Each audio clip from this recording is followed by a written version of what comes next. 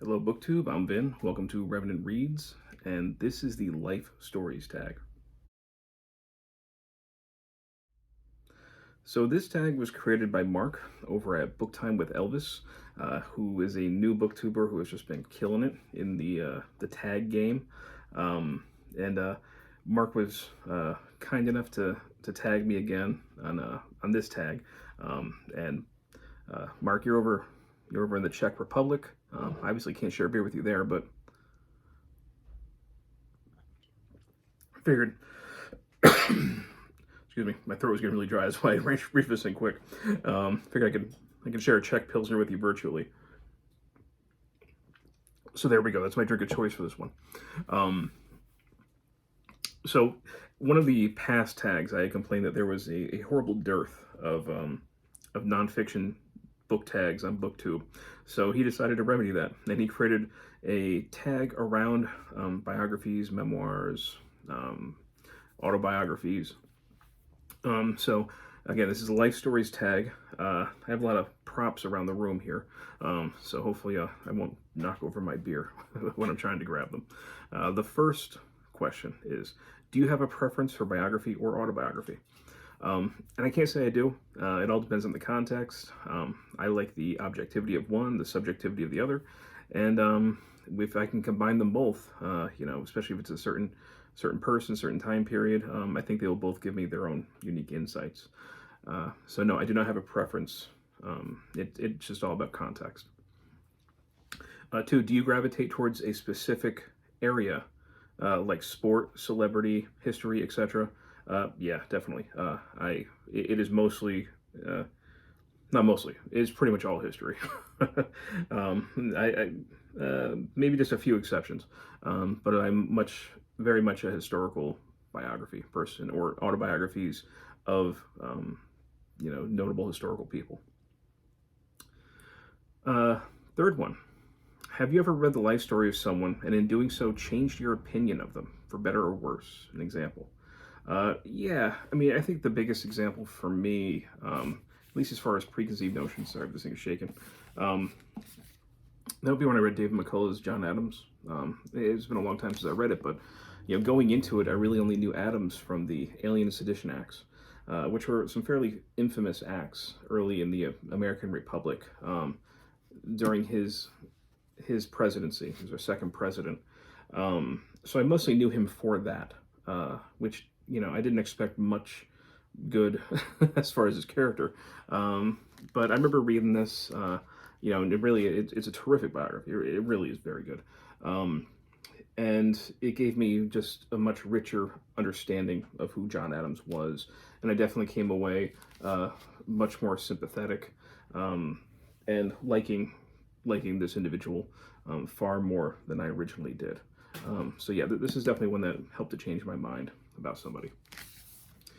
Number 4, must you always know who the person is before picking up their life story? I don't know if it's a must.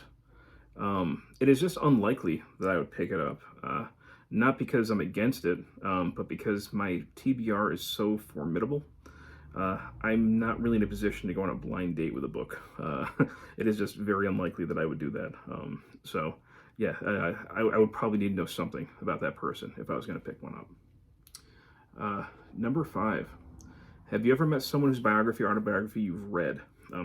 Not really. The closest I can get to something like that is when I met Jane Goodall, and she signed Through a Window, my 30 years with the chimpanzees of Gombe. And, I hate to admit I haven't finished reading the whole thing. I will one day. But this is not just about the chimpanzees. It's also somewhat of an autobiography with her, because she's certainly a part of it. So this is a very weak idea there, but there's her signature. So not the best answer for this prompt, but it's the closest one that I have to it. The 6th one is, what do you think about books that are described as semi-autobiographical?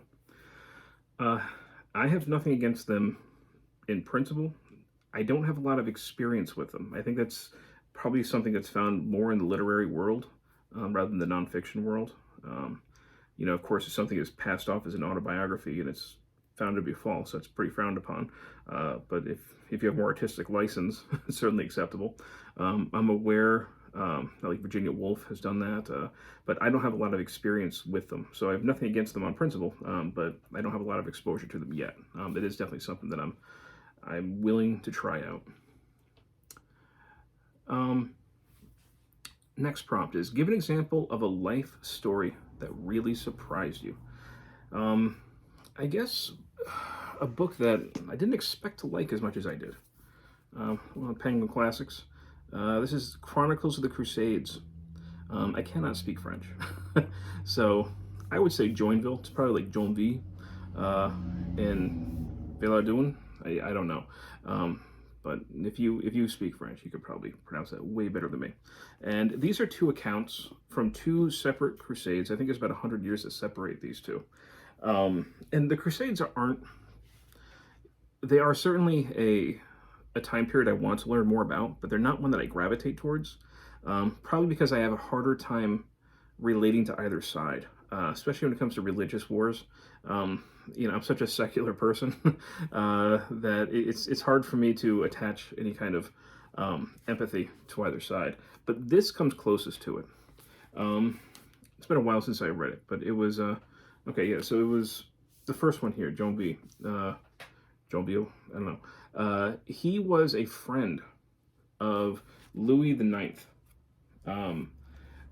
who crusaded to Egypt, and it's not very often that you can read an account of somebody who is close to a monarch, who can speak with them in a familiar way. Who we can have like very personal moments between these two gentlemen. So that's what really stood out to me. That's what surprised me, was how much humanity you can find in somebody like Louis the Ninth. So that's my pick for something that surprised me. I found this much more sympathetic than I was expecting to. The next prompt is, what biographies, autobiographies, memoirs, etc. are currently on your TBR? Oh, that's a long list. I'll give you a sampling of some of them. This is definitely not all of them. I do have some horror realm stuff. I've got William Castle, Step Right Up, I'm going to scare the pants off America. This is Memoirs of a B-movie mogul. And this is basically William Castle, who did a lot of the gimmicky horror films of the late 50s and the 60s. Also produced Rosemary's Baby. But House on Haunted Hill, The Tingler. This is him reminiscing about his time in the movie industry. So this is one that I hope, all these I hope to get to this year, but we'll see. So that's one kind. Another one, I've got Biography of Poe. We got quite glare there from the window. Here we go. By James H. Hutchinson. And this is from the University Press of Mississippi. Another one I hope to get to this year. And I got a couple other examples here. I do want to read the memoirs of Ulysses S. Grant, which were completed just days before his death, but considered one of the best presidential memoirs in history. Not going to be a quick read, but I really, really look forward to this one.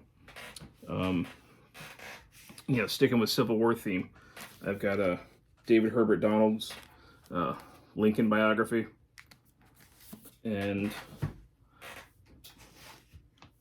I also have the David W. Blight biography of Frederick Douglass, Prophet of Freedom. Another one that I hope to get through this year. Again, I apologize for that glare from the window. I don't really have a lot of good alternatives in this room, unfortunately, for lighting at this time of day. Kind of wish I had filmed earlier. Another drink.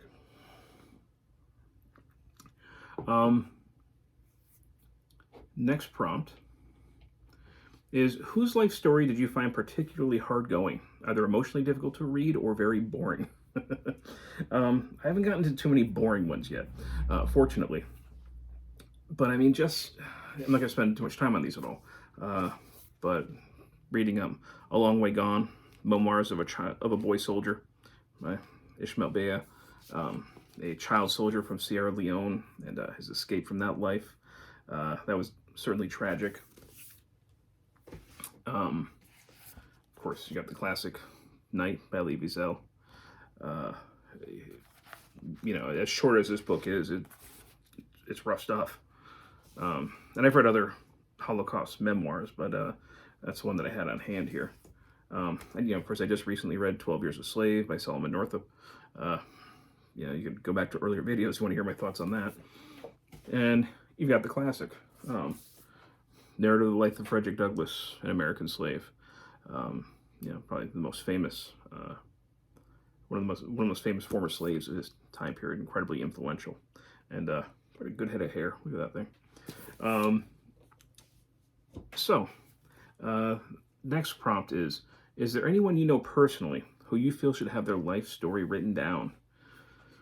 Yeah, definitely. I would have loved to have written down some stories from my grandfather, who unfortunately has passed, but he had some great ones about growing up in the Bronx in the 30s and 40s, experiences in the Korean War, and also he was the conductor for the railway between Danbury, Connecticut, and Grand Central Station, New York City, for decades, and he has all kinds of stories about being on the rails. People who he unfortunately saw hit by trains. One guy who hit the flat nose of a train that he was just talking to and instantly turned black and blue because every bone was broken.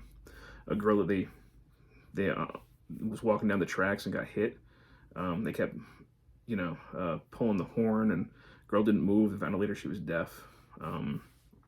So you got tragic stories, but he also, in order to, back in the 1960s, some days he would be in the city for a long time before he'd have to go back on the train, and he'd find other odd jobs to get, to make some money, and started selling paintings, and at one point he was selling like Warhol paintings, Andy Warhol, not realizing how much money these things would be.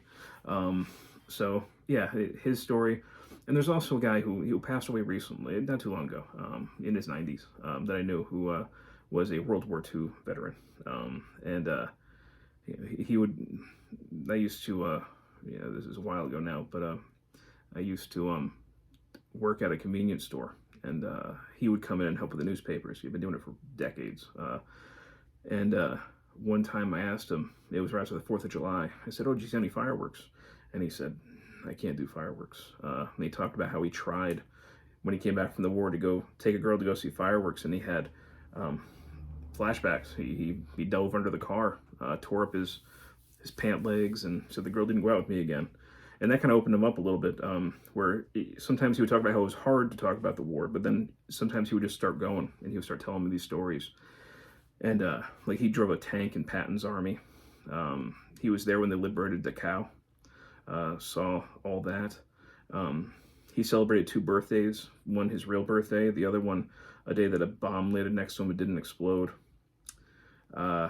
He talked about how his commander didn't like him and would put him on what he called light duty sometimes, and it was to go retrieve the bodies, and sometimes the Germans would booby trap them, and things would explode all over him. I mean, the stories that he would tell, that he would just start going through. And I asked him one time, do you want me to write any of this down? Do you want, would you want to do something like that? And he had said, he'd always tell me it was hard to talk about it, but then he would just start spilling out of him sometimes.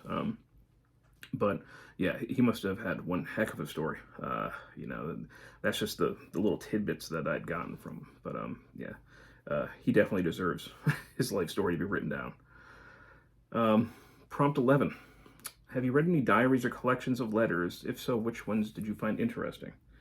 Well, I can mention one that I had brought up on the women's history recommendation video that I did, and that's A Midwife's Tale. The Life of Martha Ballard, based on her diary, 1785 to 1812. Based on a woman from Maine during that time period, and this scholar goes through her diary, not just diary excerpts, but kind of does a scholarly exegesis, and talks about what was going on during that time, and explains things about her diary. And it's a terrific book. It's really, really good. I think I mentioned this maybe in the last video, but way more interesting than I'd expected.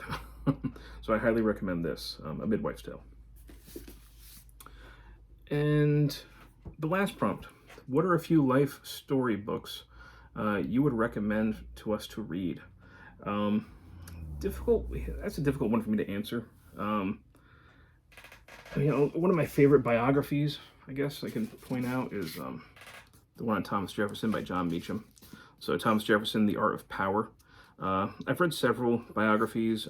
Sometimes I find them overly critical, to the point where it's unfair to Jefferson. Sometimes it's too much in praise, where they leave out too much. This I found wonderfully well balanced. This is just a terrific biography of Jefferson that'll give you the good and the bad. But I think Jefferson, you certainly come out with a good understanding, and maybe even begrudging admiration for so much that he had to do, or that he was able to do. So I would definitely recommend this one. Some of the other ones that I have found interesting. So look at, oh, here's my pile. Sorry, other side of the camera here. Of course, I'm a horror fan. I think most people have read this, but you got Stephen King on Writing, a memoir of the craft.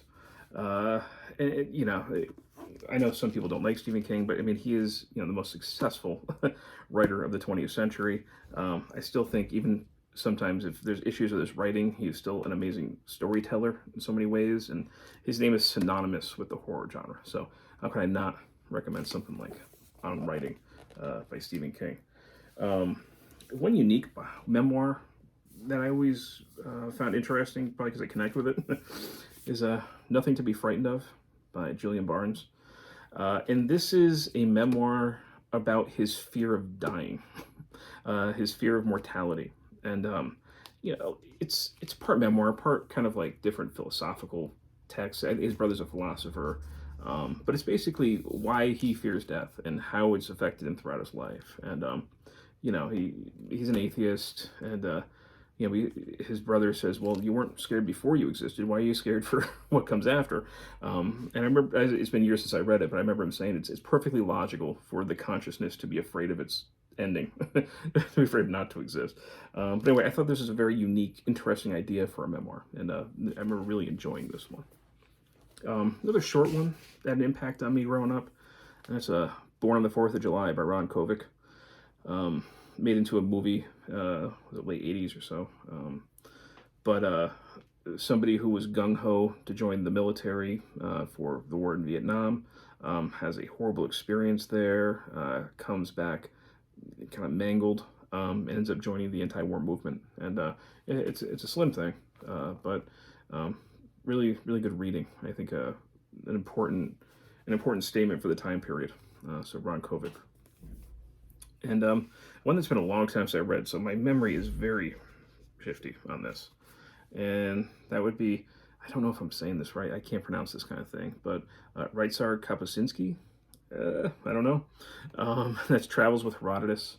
He was a Polish reporter who in the 1950s was able to go beyond the Iron Curtain and see parts of the world, and he had a copy of Herodotus with him. And it's just kind of about his experiences during that time. And I found this really interesting stuff. But again, it's been a long time since I read it, and I do not know how to pronounce that. So, yeah. Those are my answers for the Life Stories tag. Once again, Mark from Book Time with Elvis, thank you for tagging me. Made another terrific tag. And now this is the time where I'm supposed to tag other people, and I'm terrible at this. And I guess for this, I would really want to tag people who I'm confident have read a lot of biographies.